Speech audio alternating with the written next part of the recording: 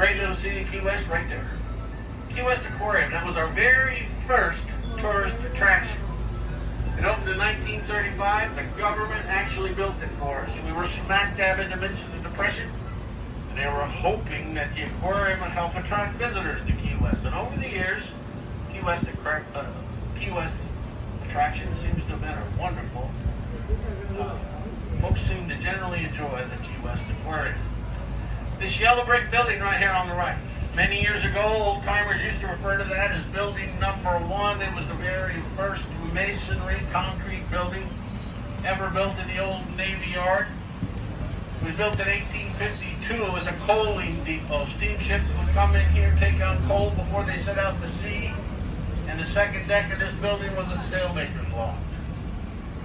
This great, big, beautiful red brick building right here on the right is the Customs House, often referred to as Old 91. It was built in 1891 for $108,000. It was beautiful back then. It's even more beautiful today. They've recently completed a $9 million There's a ferret on the playground. this building, so it's even more beautiful on the inside than it is on the out. It is an art history museum here in Key West these days, and it very well may be one of the absolute finest museums in the state of Florida. So if you enjoy museums, I'm pretty sure you would enjoy some customs house. Up here on the right, we've got the presidential gates, a block and a half up the sidewalk. Behind those gates to the left is President Harry S. Truman's little White House. The only presidential museum in the state of Florida. They have free exhibits, a very interesting presidential gift shop, and of course they've guided tours that are fantastic. President Truman spent 11 working vacations here in Key West for a total of 175 days during his administration. The little White House itself has been restored to pretty much exactly the way it was when President Truman used to stay here. These presidential gates right here. In the early days were only open for presidents. Open for President Truman, President Eisenhower, President Kennedy, President Carter, and President Clinton have all passed through those gates right there. This white building here on the corner right in front of us here, that's the birthplace of Pan American Airlines. Yeah. When Pan Am first started flying international flights from Key West to Havana, Cuba, that was their ticket office in 1927. Today it's the Island First Flight Restaurant and Brewery, and of course the southernmost brewery in the United States. This greenhouse right here, second oldest house in Key West, 1834, and just to the left of the front steps, the old Pirate's Well. Little piece of trivia there for you. First recorded source of fresh water in Key West up through 1700s. Got another greenhouse on this corner here.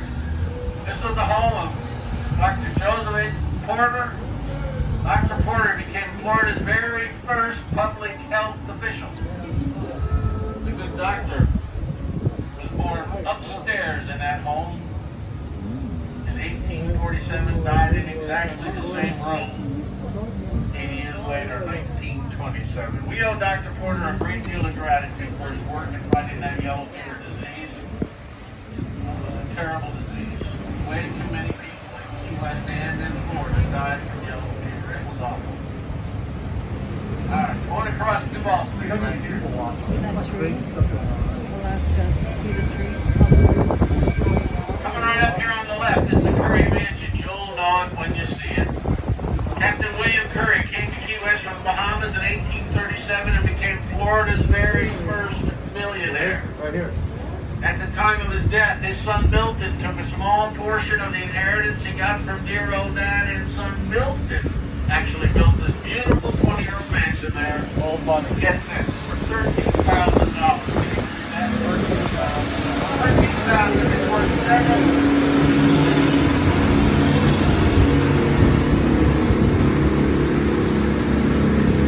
It's worth several millions of dollars today. And the Curry name's a very important name in Key West. I'll be mentioning it 2 or 3 more times during the tour today. Right across the intersection on the right there, that's the current federal building that was built in 1931. The thing of interest here is it's made out of fossilized limestone, quarried right here in the Florida Keys. And if had the time to take the time to look closely at that building, I'm confident you'd find little fossilized sea critters embedded right into the walls.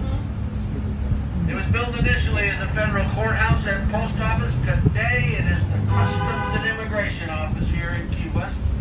As Key West continues to be an official port of entry into the United States. Now we're on Caroline Street, a mighty pretty street.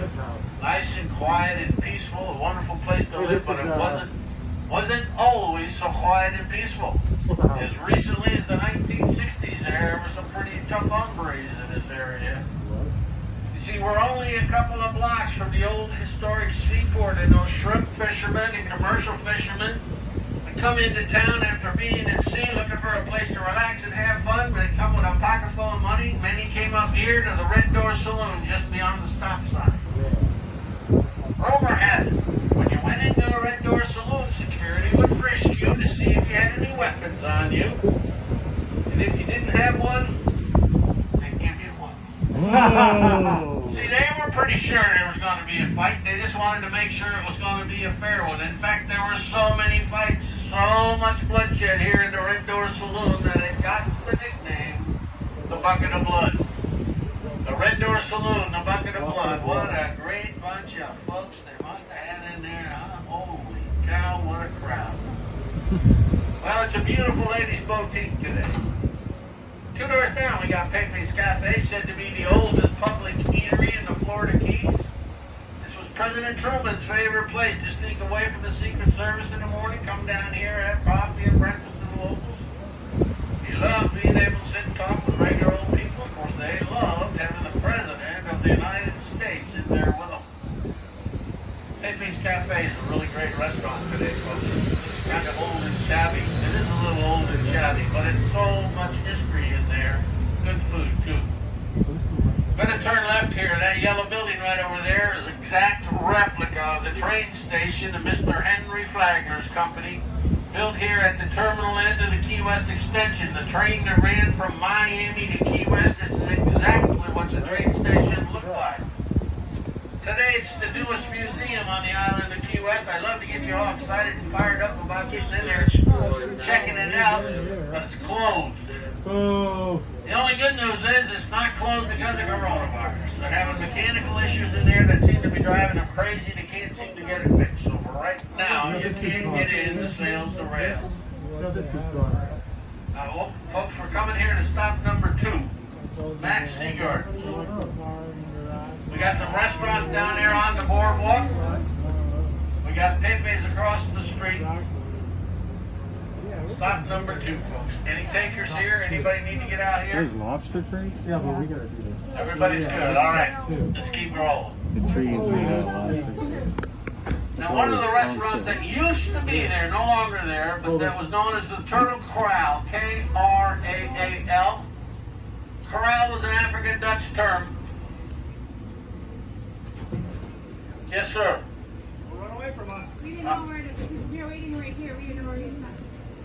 Well, we just try to pass everybody I up. was going to say, you're like, quick, run away from us. You know. Hi, folks. Welcome aboard. Thank you. Thank you for getting your mask on. Appreciate it very much.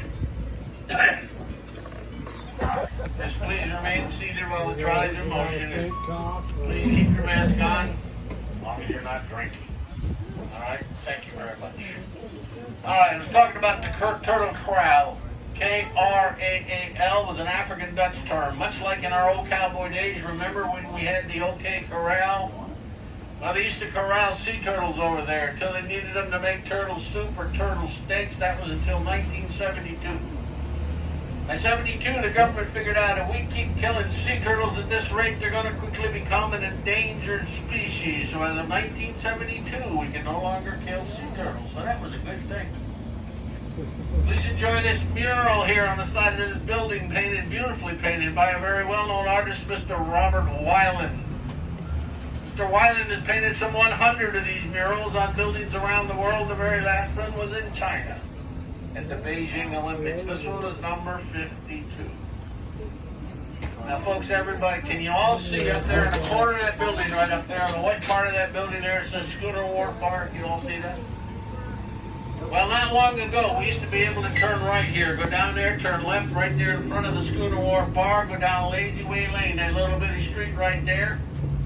In my opinion, one of the greatest little streets here in the island of Key West. I love that whole entire area. Now, you're going to get a much better look at it from the other side once we get over there, but I like that whole area. There's so many fun things to see and do over there that I'm guessing that you might even want to walk back down there, check it out a little later today or tomorrow if you get a chance.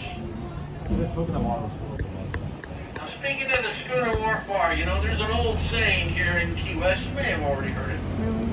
You can't drink all day if you don't start in the morning. Well, the Schooner Wharf Bar helps you out with that. You see, they open at 8 o'clock in the morning on weekends, 9 o'clock during the week. You can get a real Key West breakfast there. I